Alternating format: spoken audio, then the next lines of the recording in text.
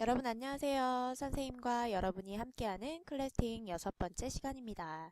지금 우리가 배우고 있는 대단원의 제목은 뭐죠? 네, 맞습니다. 3단원 문학과 비평이죠. 여러분들 대답하는 소리가 여기까지 들리는 것 같네요. 그럼 우리 첫 번째 소단원인 비평문 읽기 단원을 통해서 무엇을 배웠는지도 잘 대답할 수 있을까요? 네, 우리에게 가족은 무엇인가 라는 비평문을 읽어보면서 근거를 들어 문학작품을 평가하는 방법에 대해서 배웠었죠. 이번 단원은 지난 시간에 배운 문학작품 평가 방법을 활용해서 우리가 직접 홍길동전을 읽고 적절한 근거를 들어 자신만의 주체적인 관점에서 작품을 해석하고 평가해보는 단원입니다. 이번 시간에는 홍길동전을 비평하기에 앞서서 문학작품을 해석하는 여러가지 관점과 비평문과 감상문의 공통점과 차이점에 대해서 알아보겠습니다. 우리 첫 번째 소단원 들어가기 전에 자신이 감명 깊게 감상했던 문학작품이나 영화에 대해서 간단하게 평가해보는 시간 가졌었는데 기억나나요? 같은 작품을 두고도 사람마다 평가가 다르고 또 비슷한 평가라도 평가의 이유가 다르다는 것을 알 수 있는 시간이었습니다. 이렇게 같은 작품이라도 사람마다 평가와 해석이 달라지는 이유는 무엇일까요? 네, 사람마다 입장, 가치관, 처지, 관점, 생각 등이 다르기 때문입니다. 그렇다면 문학작품을 해석하는 관점에는 어떠한 것들이 있을까요? 문학작품을 해석하는 관점은 작품을 해석하는 사람의 수만큼 많을 테지만 그것들은 크게 4가지 관점으로 분류할 수 있습니다. 우리 첫 번째 단원인 설명하는 글 읽기에서 분류에 대해 배웠었는데 기억나나요? 네, 분류란 대상을 일정한 이것에 따라 나누어 묶는 방법이었습니다. 이것은 무엇일까요? 네, 맞습니다. 바로 기준입니다. 문학작품 해석의 관점을 분류할 때에도 일정한 기준이 있습니다. 그 기준은 바로 문학작품 소통에 관여하는 요소 중에서 어디에다가 초점을 두고 해석할 것인가 하는 것입니다. 문학작품 소통이라고 하니까 너무 어렵나요? 선생님이 쉽게 설명해 주도록 하겠습니다. 우리 1학기 때 마음을 나누는 대화라는 단원에서 의사소통의 구성 요소에 대해 배웠었죠. 자신의 의도를 상대방에게 잘 전달하기 위해서 의사소통을 하려면 어떠한 요소가 필요했었나요? 네, 말하는 이, 듣는 이, 메시지, 그리고 상황과 맥락이 필요하다고 배웠습니다. 문학작품도 마찬가지입니다. 작가가 문학작품을 통해서 주제와 의미를 전달하기 위해서는 어떠한 요소가 필요할까요? 네, 작가, 독자, 작품, 그리고 사회문화적 상황과 맥락입니다. 문학작품 소통의 구성 요소 역시 의사소통의 구성 요소와 다르지 않다는 것을 알 수 있습니다. 여기서 돌발 퀴즈 나갑니다. 우리 1학기 때 마음을 나누는 대화 단원에서 맥락에 대해 배워보았는데 맥락이란 무엇을 말하는지 수업 시간에 발표하면 선생님의 작은 선물이 있을 것입니다. 자, 우리가 이렇게 문학작품 소통의 구성 요소를 알아본 이유가 뭐죠? 네, 맞습니다.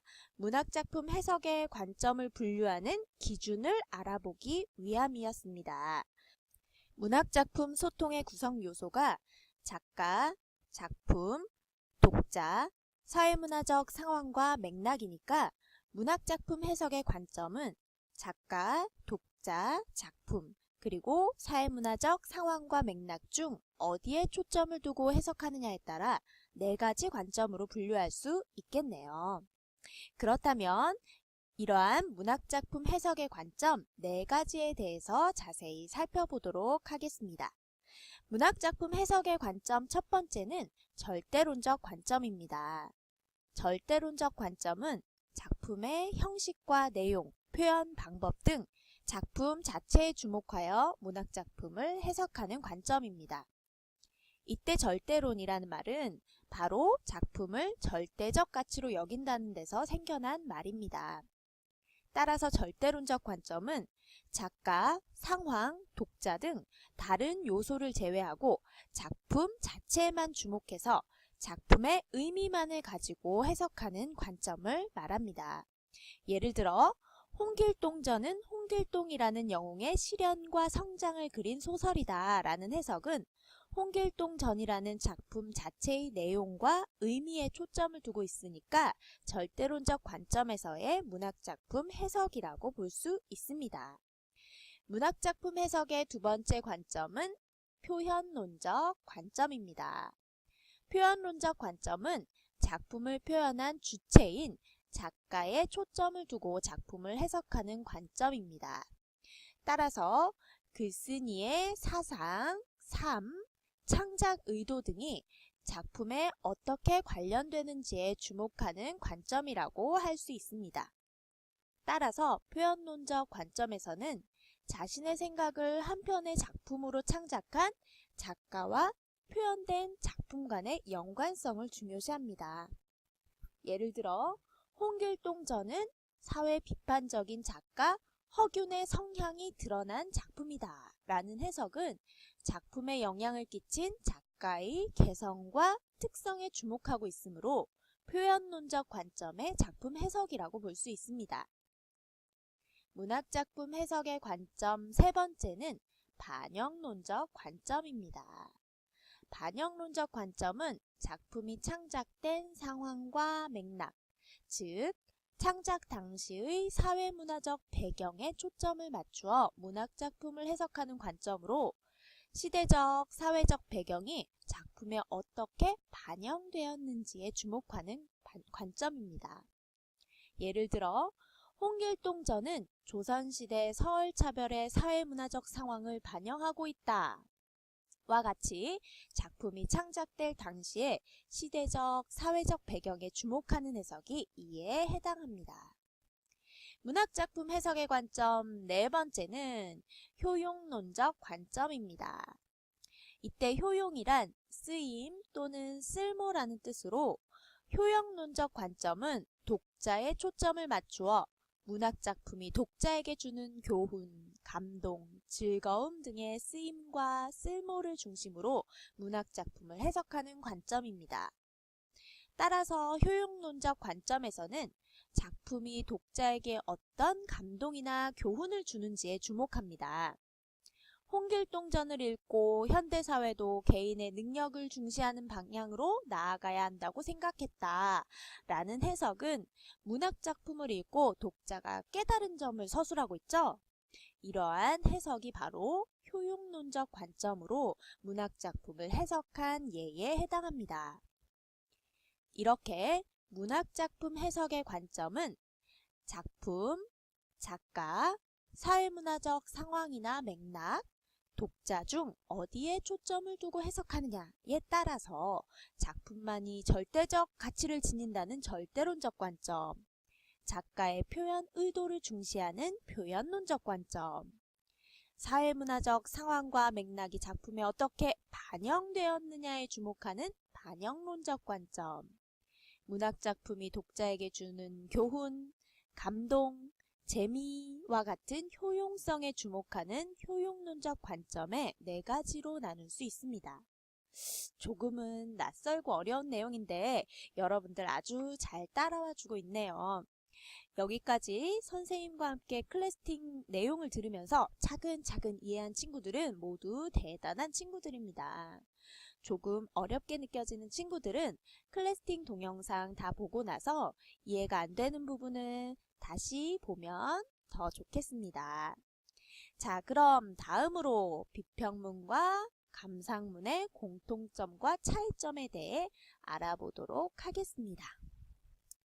여러분들 중에서 혹시 감상문 써보지 않은 친구들 있나요? 우리 1학기 때 수행평가로 독서 감상문 써보았고 또 2학기 때는 영화 감상문 공모전도 있었습니다. 이런 여러 기회로 감상문을 한 번도 써보지 않은 친구들은 아마 클래스팅 듣고 있는 우리 학생들 중에는 아무도 없을 것입니다. 이렇게 감상문이 우리에게 익숙한 갈래이다 보니까 문학작품을 비평하거나 비평하는 글을 써보라고 하면 감상을 이야기하거나 감상문을 쓰는 학생들이 많이 있습니다. 이번 시간에 비평문과 감상문의 공통점과 차이점에 대해서 정확히 이해하고 나면 앞으로 그러한 실수는 하지 않겠죠? 그럼 비평문과 감상문의 차이점을 파악해 보겠습니다. 자, 표에 나와 있는 바와 같이 비평문과 감상문은 모두 어떤 대상에 대한 글쓴이의 생각을 나타낸 글이라는 공통점을 가지고 있습니다. 하지만 가장 중요한 글의 목적이 다른데요. 자, 우리 설명하는 글 읽기 배울 때 선생님이 글의 목적 3가지 이야기해 주었는데 기억나나요? 글의 목적은 크게 정보 전달, 설득, 친교 및 정서 표현으로 나눌 수 있다고 이야기했었습니다. 그렇다면 비평문과 감상문은 이러한 글의 목적 중 어떠한 목적을 가지고 있을까요? 비평문과 감상문의 글의 목적을 한번 살펴보도록 하겠습니다. 자, 비평문은 대상을 분석하고 타당성이나 의미를 논함으로써 다른 사람을 설득하는 것을 목적으로 하는 그림에 반해서 감상문은 대상에 대한 글쓴이의 생각이나 느낀 점을 쓴 것으로 자기 표현의 목적이 강한 글입니다. 따라서 비평문은 설득을, 감상문은 자기 표현을 목적으로 하는 글로 글이 목적에서 차이를 보이고 있다는 것을 알 수 있습니다. 이처럼 서로 다른 글의 목적은 비평문과 감상문의 글의 내용에도 영향을 미치겠죠. 과연 그런지 비평문과 감상문의 구성 요소를 살펴보도록 하겠습니다. 이전 단원인 비평문 읽기에서 살펴본 바와 같이 비평문은 대상의 내용과 관련된 화제, 문학작품에 대한 글쓴이의 비평, 그 비평의 근거 및 결론이라는 요소로 구성된 글입니다. 문학작품에 대한 글쓴이의 의견과 평가가 담긴 비평과 그에 대한 근거를 담고 있다는 점에서 주장과 근거를 구성 요소로 하는 설득하는 글, 즉 무슨 글인가요? 네, 논설문의 구성 요소와 크게 다르지 않다는 점을 알 수 있네요. 이렇게 글의 목적이 글의 구성 요소에 영향을 미친다는 사실 여러분들 잘 기억해 두세요. 우리 4대 부중 학생들은 하나를 알려주면 열을 하는 영리한 친구들이니까 머릿속에 꼭꼭 저장해 놓을 것입니다. 자, 다음으로 감상문의 구성 요소를 살펴볼까요? 감상문은 대상을 감상하게 된 동기, 대상의 내용 요약, 내용에 대한 감상을 담고 있습니다. 정서 표현을 목적으로 하는 글이기 때문에 감상의 동기, 감상 대상의 내용, 그리고